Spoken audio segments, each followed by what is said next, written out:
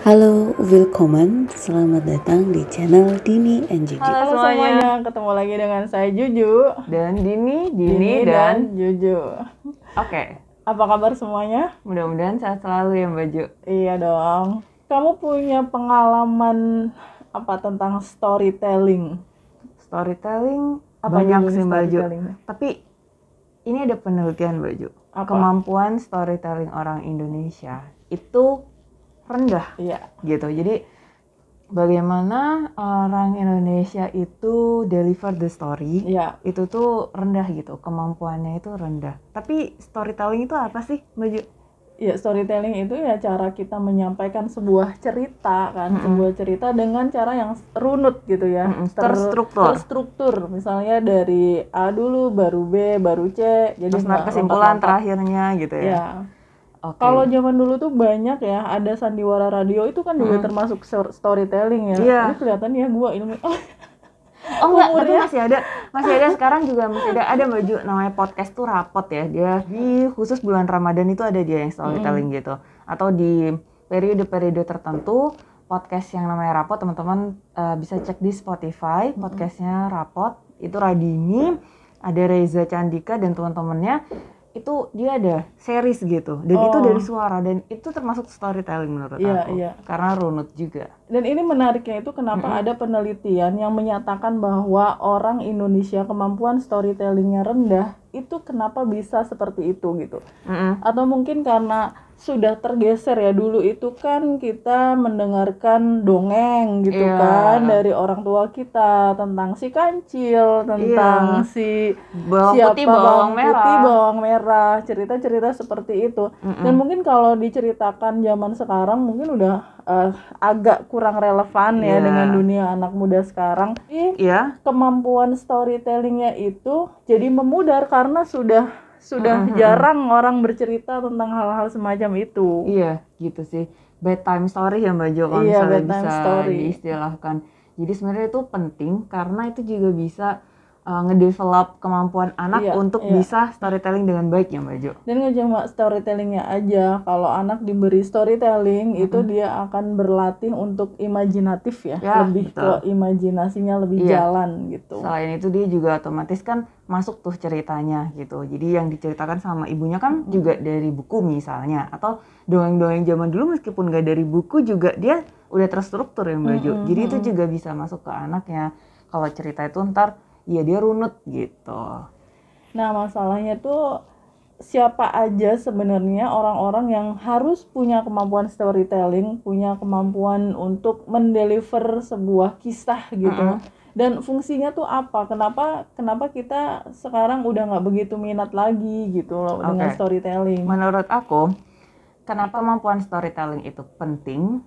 Karena itu bermanfaatnya itu untuk engagement dan untuk get more attention gitu buat orang gitu. Dari lawan bicara. Lawan bicara. Atau ketika kita misalnya berada kita di forum atau misalnya kita jadi atasan, ketua organisasi misalnya. Atau misalnya kita jadi ibu nih, anak-anaknya lagi nakal atau lagi bandel gitu kan. Nah, itu bisa Mbak Ju. Karena ngasih nasihat sama ngasih cerita itu sebenarnya lebih didengarkan ketika kita bercerita. Kalau misalnya saya bilang, Din, kamu jangan nyuri ya, kamu jangan pakai jilbab itu ya, itu nggak seru ya. Tapi kalau kita ceritain, Din, dulu itu pernah ada kejadian bla bla bla. Nah, itu. Orang kan engage langsung, langsung mendengarkan dan langsung imajinasinya jalan gitu. Betul banget gitu. Jadi fungsinya di situ ya Mbak Ju. Iya, lebih kita bisa mendeliver cerita itu lebih enak, lebih beautiful.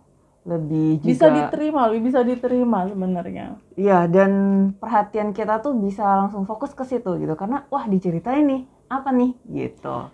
Tapi sebenarnya Din, ketika seseorang atau kita memberikan storytelling itu jangan pernah bilang saya mau cerita. Atau ada cerita apa, enggak, langsung aja. Betul. Dulu dosen saya ingat banget, beliau orang Kanada, orang bule, tinggi. Namanya siapa? Namanya Mr. Bill. Pak Bill. Tapi dipanggilnya Pak Bill ya, karena beliau sukanya dipanggil Pak Bill, orang Kanada, tapi dia kewarganegaraannya Amerika. Amerika. Dia cerita. Jadi tuh beliau tuh minta kita untuk presentasi di kelas, kelas speaking ya. Kelas speaking. Tapi sebelumnya saya mau menunjukkan dulu cara presentasi. Beliau bilang seperti itu. Wow. Terus dia cerita gini, cara presentasi itu langsung aja gitu, kayak di Amerika, dia bilang gitu. Di Amerika ada seorang wanita muda kulit hitam, masih sangat muda, usia sekitar 15 atau 16 tahun. Dia hamil di luar nikah. Nah, dari situ aja kita udah langsung wow. Langsung dengerin kenapa dong nih? ya. Gitu. Kenapa nih gitu kan. Ada apa nih? Hamil di luar nikah, kemudian keluarganya nggak mau menerima. Nggak mau menerima si anak ini yang hamil itu. Kemudian si anak ini tuh pada saat itu lagi gonjang-ganjing hukum tentang aborsi. Nggak boleh aborsi. Nah, anak ini berpikir mau aborsi atau enggak. Karena itu juga hak seorang ibu katanya waktu itu ya, ketika masih usia kehamilannya masih sangat muda, mungkin di Amerika saat itu diperbolehkan untuk aborsi ya. Tapi dia memilih untuk membesarkan kandungannya sampai dengan melahirkan di sebuah rumah sakit. Dan setelah melahirkan 15 itu tahun. Dia mengalami mental gangguan jiwa. Gangguan jiwa. Dan karena gangguan jiwa itu anaknya nggak bisa dia asuh dong. Karena ibunya gangguan jiwa. Iya, dan keluarga ibunya nggak menerima. Akhirnya si bayi yang malang ini, si bayi kulit hitam ini diadopsi oleh seseorang. Dan si bayi ini tumbuh dengan sehat, cerdas, kreatif anaknya, dan aktif gitu. Dan ternyata apa? The baby is our son. My goodness. Jadi kata dosen saya, jadi bayi yang diceritakan itu adalah anak angkat atau anak adopsi dosen saya itu. Anak adopsinya Pak Bill ya? Iya, Pak Bill itu. Kita semua tercengang. Oh my God. Jadi itu udah. It's a beautiful story. Iya, it's a beautiful story. Jadi tuh kita ter-engage dari situ ya. Dari situ aja aku udah pasti merhatiin Pak Bill sih Mbak Ju. Iya benar. Pasti semuanya gitu. Nggak ada yang nggak merhatikan. Itu kehebatan dari storytelling, kekuatan storytelling ada di situ. Iya, daripada cuma bilang kamu jangan nikah muda atau jangan apa seperti itu. Aku juga ada Mbak Ju. Iya. Jadi dosen aku dulu, ini aku udah pernah cerita di episode sebelumnya sih, episode sebelumnya. Cuman it's a different story. Jadi the way my lecturer deliver the story, it's kind of storytelling I think. Beliau waktu itu mata kuliahnya itu membosankan Baju literatur. Literatur bahasa Jerman. Bosan kan? Pasti ngantuk kan, tapi beliau bisa gitu loh. Ceritanya itu gini. Iya, jadi Goethe ini waktu itu bahas Goethe. Teman-teman pasti yang ke sekolah sastra atau filsafat pasti tahu Goethe. Betul. Johann Wolfgang von Goethe. Jadi Goethe itu pas muda dia lagi patah hati. Nah, dari situ Maju. Nah, langsung engagement-nya langsung tuh. Goethe patah hati. Wah, gimana nih ceritanya Goethe patah hati? Terus emang kenapa kalau Goethe patah hati? Kan pasti gitu ya, Maju. Diceritain tuh patah hatinya sama siapa? Ada si A. Jadi ketika jatuh cinta dan patah hati dengan si A ini gitu, perempuan A ini, Goethe itu pelariannya dengan berkarya, Mbak Ju. Goethe memulai menulis ini. Ada manuskripnya dia namanya Faust kalau saya nggak salah. Itu tuh yang jadi terkenal banget dan itu berjilid-jilid, Mbak Ju. Awalnya dari dia patah hati, gitu. Jadi dari situ tuh udah engagement-nya itu dapatnya tuh pertama tadi ketika Goethe patah hati.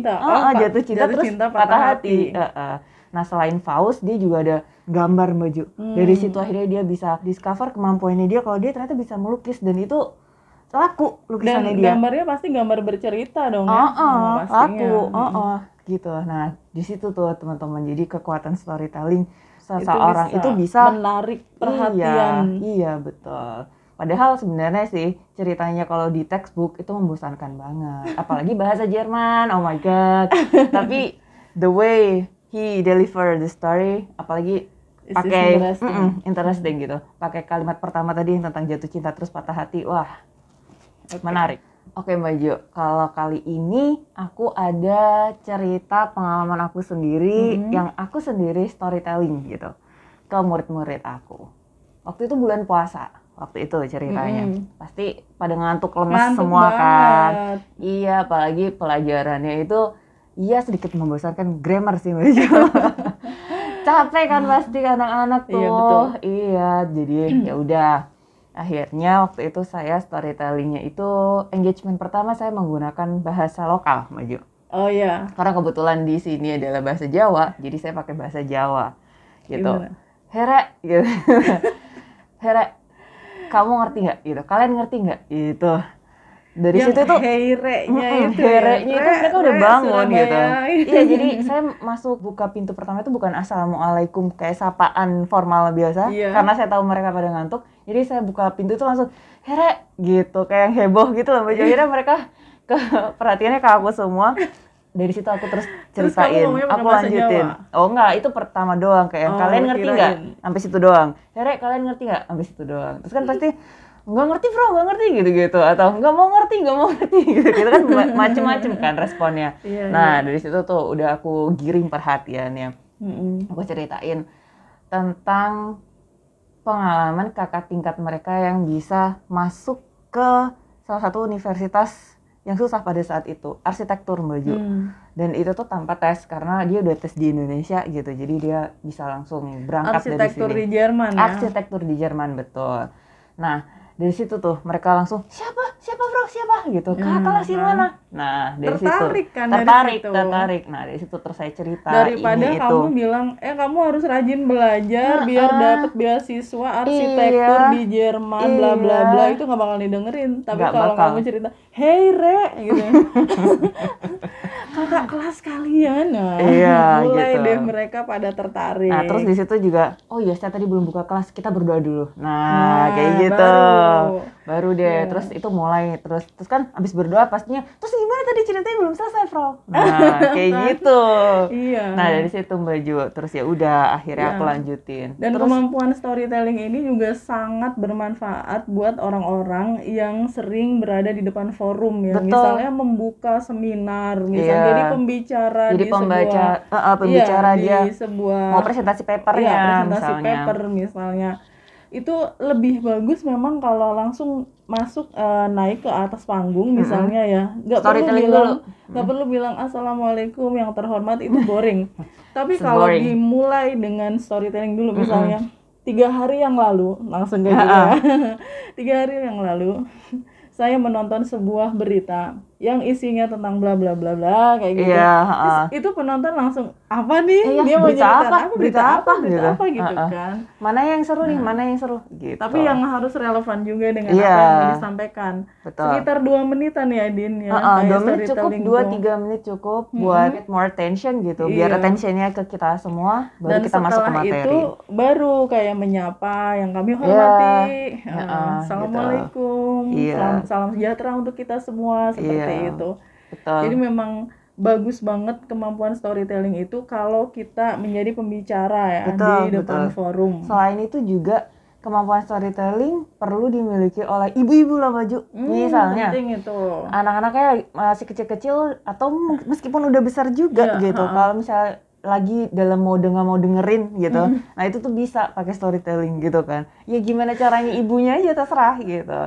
Mungkin ibu-ibu semuanya itu udah pada punya ya baju kemampuan ini, cuman mereka nggak sadar kalau itu adalah kemampuan storytelling gitu. Selain ibu-ibu juga misalnya Guru yang paling penting banget tuh Iya. harus punya kemampuan storytelling banget Mbak Jo, banget. itu. Sama ini pengkhotbah tahu nggak? Oh ya, pembicara, pengkhotbah. Khutbah agama yang Iya. di masjid itu saya pernah membaca soalnya. Ada seorang pengkhutbah, dia naik ke mimbar, kemudian dia mulai bercerita tentang orang-orang beriman pada masa Nabi dan sebagainya, diceritain seperti itu akan membuat Lebih menarik. lebih menarik ya, jamaahnya akan lebih mendengarkan dibanding kalau misalnya dia naik terus ngasih nasihat, kita nggak boleh Iya, nggak mencuri, boleh ini, kita nggak boleh nggak itu. boleh itu, kita harus begini harus begitu. Itu nggak menarik ya menurut mereka. Less Tapi kalau interest. pakai cerita, ada jalan ceritanya, ada alurnya, ada konfliknya, itu Iya. pasti didengerin. Betul, baru masuk ke materi khutbah pada hari itu misalnya. Betul. Kayak gitu. Jadi storytelling itu ada lombanya Mbak Jo. Iya memang ada lombanya, apalagi bahasa Inggris. Bahasa Inggris, betul. English storytelling kan, ya, itu ada lombanya. Hampir di universitas dari mulai SMP, SD malah SD, SMP, ada ya? SMA sampai universitas itu ada lomba storytelling. Waktu itu aku ikut ketika aku SMP Mbak Jo. Dan Wow. pernah, alhamdulillah pernah menang. Yeah. Kalau nggak salah juara, meskipun juara 3 ya kan. Ya nggak apa-apa. Meskipun Hadiahnya juara apa 3. hadiahnya? Hadiahnya voucher les di salah satu lembaga les yang waktu itu di kampung aku, itu tuh yang paling oke. Apa? Les gitu. bahasa Inggris Les apa? bahasa Inggris. Les bahasa Les bahasa Inggris. Inggris. Lumayan 6 bulan kalau nggak salah. Wow, 6 itu bulan. banyak loh. Banyak. Itu juara 3 padahal. Yang Kamu lebih memilih voucher les bahasa Inggris atau voucher belanja? bahasa Inggris dong waktu itu, soalnya kan gratis, lumayan belajar gratis gitu. Soalnya anak baik sih kamu ya. Lebih suka belajar daripada belanja. Kalau Pada aku saat lebih itu suka sih. belanja.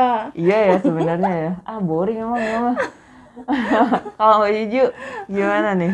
Apanya? Saya nggak tentang- pernah punya pengalaman storytelling, tapi ikut lomba storytelling. ikut lomba storytelling nggak punya. Tapi saya pernah jadi salah satu juri aja. Jadi Oke. juri, tapi bukan juri nomor satunya ya.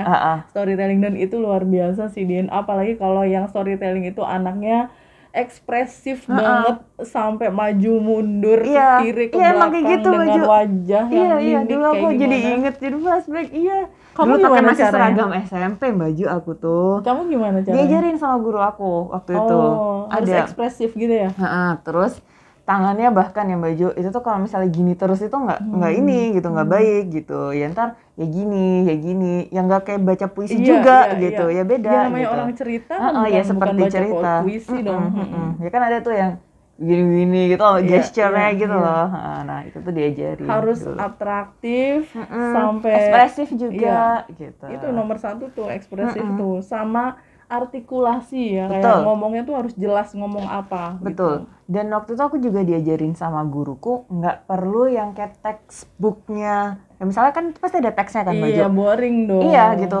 Persis kayak yang kamu harus ngafalin 100% sama. No, gitu. Kamu bisa improve gitu. Dan itu tuh pasti gitu dari latihan kan Baju. Dan kalau kita nih kemarin jadi juri storytelling itu kameranya harus ada 2, karena kan online ya, kamera di depan sama kamera di belakang, biar kita tahu bahwa dia tidak ada yang mengarahkan. Betul. Dan dia nggak nyontek dari nyontek, manapun, bener-bener cerita sendiri gitu. Iya, betul.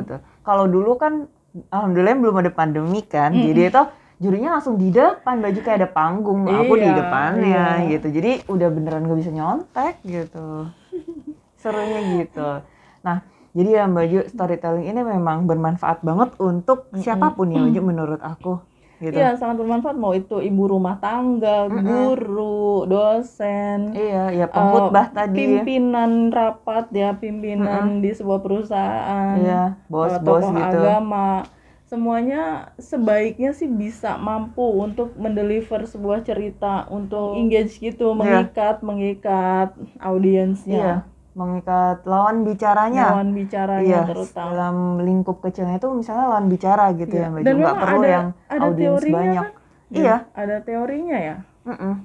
ada gitu. Jadi seperti itu teman-teman, gimana kita bisa mendeliver cerita dengan cantik, dengan terstruktur gitu, dan dengan kalau misalnya ada lucunya lebih baik ya Mbak Jo. Iya, lebih bagus lagi. Lebih bagus lagi Nanti gitu. orang lebih suka kalau lucu. Guru yang lucu itu memang lebih disukai sama Betul, muridnya kayak betul gitu. banget. Apalagi gitu. orang yang bicara di depan itu kalau ada joke-joknya bisa dikeluarin. Iya, malah ntar makin ketawa kan suka. jadi relax dulu nih, wah seru nih kayaknya nih orang nih kalau misalnya mau ngomong gitu, pasti didengerin. Oke, Betul. sepertinya cukup sekian ya Mbak Jo, Iya. obrolan kita tentang Iya, storytelling. kalau bisa sih ya, kalau bisa nih ya. Kita buktikan bahwa penelitian tentang kemampuan storytelling orang Indonesia ternyata rendah, itu dibuktikan bahwa salah banyak orang yang pandai storytelling, menceritakan cerita. Cuman kita tuh nggak masuk dalam penelitian itu aja gitu ya Mbak mungkin Jo. ya, iya. Iya, objek penelitian itu nggak masuk di orang-orang yang bisa storytelling, bisa aja kan Bisa gitu. aja. Betul. Kurang menyeluruh penelitiannya. Iya, mungkin juga kemampuan storytelling dalam hal apa dulu, mungkin. betul. Iya, jadinya yang bisa storytelling tuh nggak masuk dalam situ. Oke. Terima kasih sudah menonton. Ketemu lagi dengan video selanjutnya nanti dengan topik yang berbeda lagi. Tentunya yang lebih menarik. Iya. Terima kasih semuanya. Bye. Thank you for watching. Cheers.